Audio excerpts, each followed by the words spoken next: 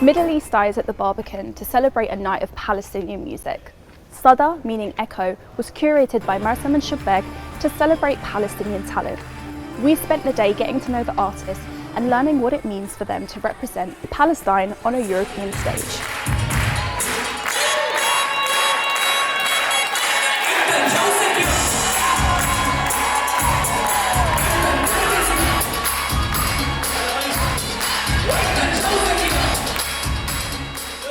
DAM is a hip-hop group that bring West Asia and Western music together, combined with Arabic lyrics. He said DAM is a hip-hop group, DAM is the group. It's the hip-hop The hip-hop group. Yeah. I mean, I'm trying to be modest يعني a bit شوي. اسمي رولا ميلاد عازر، أنا من الناصري فلسطين، ناصري قدس، وأنا بغني مغنية فلسطينية.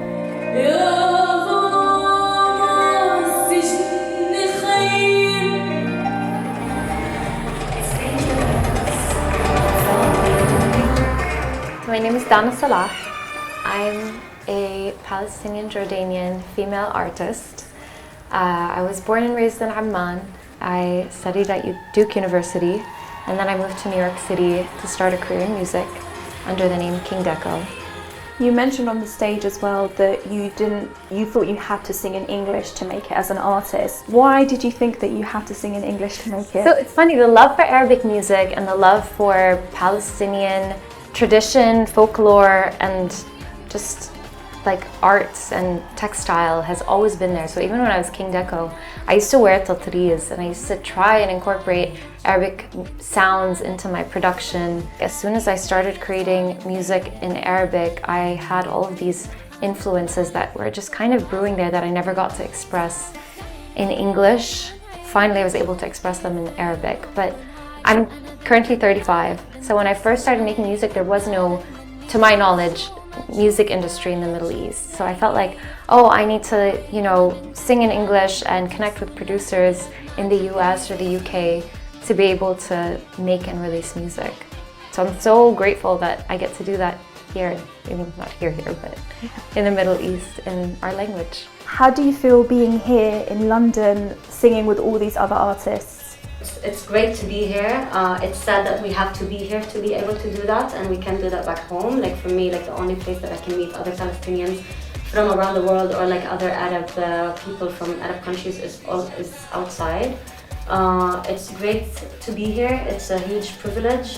It's amazing to see you and to see all of the people, but at the same time, it feels, I don't even know how to put that exactly in words, but it feels like this is something that we can't have otherwise. So yeah, it's sort of a love-hate relationship.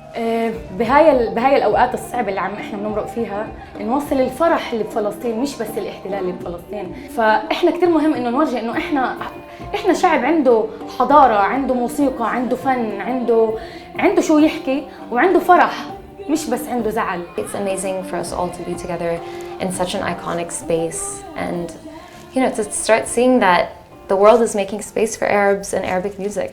I'm aware that we are very privileged to be able to come here and to do that and to perform here with amazing artists. It would be much more amazing if this interview was in Haifa and this live show were in Haifa or Jaffa or any other Palestinian city. So yeah, I agree with Maisa that I meet Palestinians in Europe and in other places in the world and I don't meet them in my own hometown. We love being here. We just wish we can make something like this back home as well.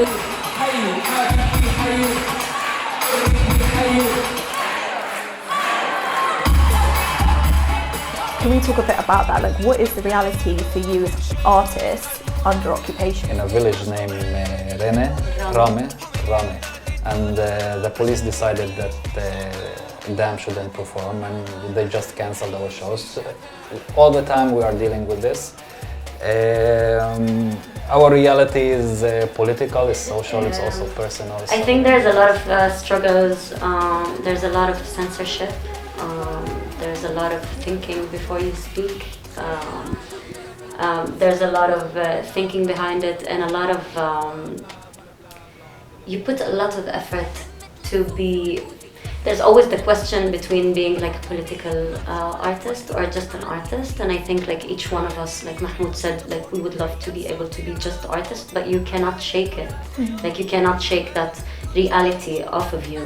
And like for me, like I even talk about it, and there's always like this guilt feeling that like I'm talking about the struggles that we are facing, and at the same time it kind of feels like a little bit ridiculous, because like if you look at what is happening in Gaza, if you look at what is happening in the West Bank, like I don't want to like undermine it, but there's a lot you want to say, and there's a lot of things you want to do, but you are constantly being suppressed if it's with the things that you can talk about, the situations that you are forced into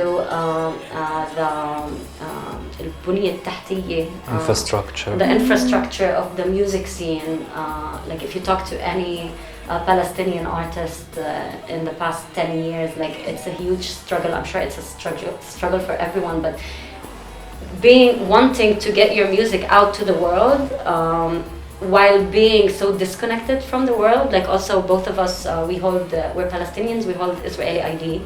And we are, like for me also the reality for the guys growing up in Led and the reality in Haifa is like almost completely different realities.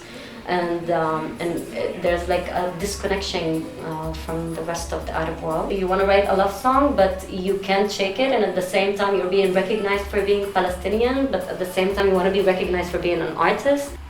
The inspiration was the strength of Arab women in general, women in general actually, but specifically Palestinians.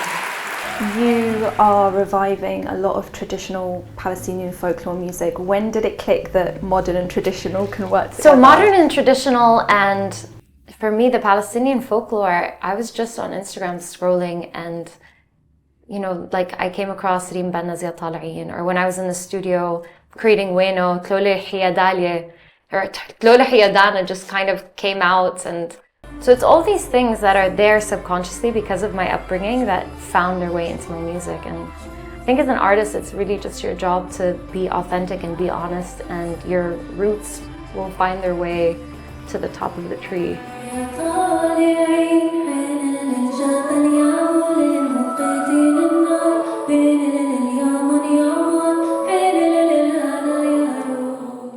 When I look at comment sections, it's always a mix. Sometimes people are like in awe of what's happening, and other times it's like, how is this helping Palestine? What do you say to people that view the world in that way? كل ما نعلي صوتنا أكتر إحنا بنقول إنه إحنا موجودين أكتر. فبفكر إنه مهم، وأنا كتير مبسوطة إنه أنا هون. إنه كتير صعب أصلاً نكمل بالحياة بعد كل هذا اللي بيصير، بس زي اللي علينا مسؤولية إنه نعطي أمل للناس، حتى لو إحنا مش ما عندناش أمل، بس في أمل أكيد.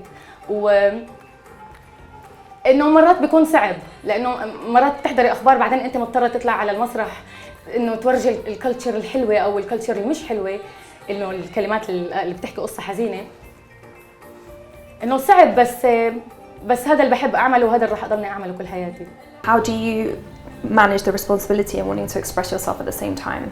So I never felt the responsibility until recently when, well, first fans revived an old cover of Ya Tal'in that I'd put out in 2021, and when I released it, I didn't expect for it to do what it did, and I didn't expect for, you know, my shows, especially, you know, a year ago I had my first ticketed show in London, and it was such a space for all of us to just kind of come together and you know, mourn and grieve, and then also find strength amongst each other. So I think for me, as long as I'm connected to the fans, to the community, I feel like I'm okay. I wish I could be an artist that writing only about love, about clubbing, about having fun, but I can't. It just, you know, we grow up as a very politically aware, and politics is a big part of our life, and we have to. It's something that painful for us, and as artists, it's something that we live every day. I hope one day we will be, you know, as people, we will be free, and there will become Palestinian artists who, you know, have nothing to do with politics, and it's hard to explain it without the context of the 48 and what happened in the 48. But bringing, you know, a long story short, we were somehow was able to stay in our cities in a way. So we were 300,000, now we are 2 million, scattered, some in Lid, some in Haifa, some in Akka, some in Yafa, which are very old Palestinian cities. We suffer from oppression, from being considered not as a second-class citizen, but a no-class citizen at all. We suffer from, you know, from demolishing our homes. If we build a home on our land, they demolish it. From our school system, from bringing drugs to our community, from crime.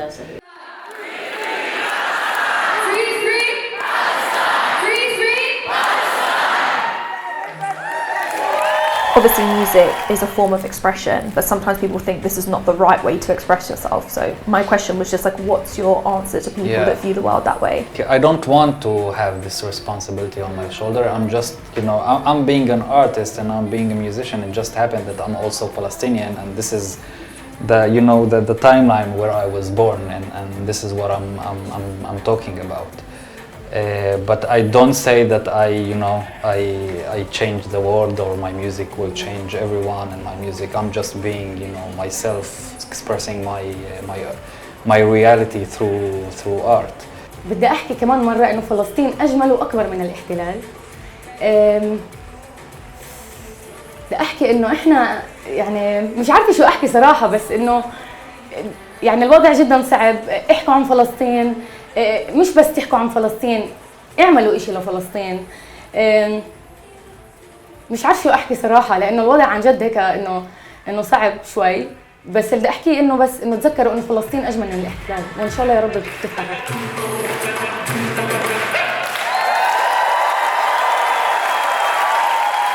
Everyone has his own opinion, everyone has his own thought. We think that culture is very important, music is very important, humanizing the Palestinian people is very important, and when there is so much focus on dehumanizing the Palestinian people by propaganda and by lies, culture and music is important, and that's what we are trying to do.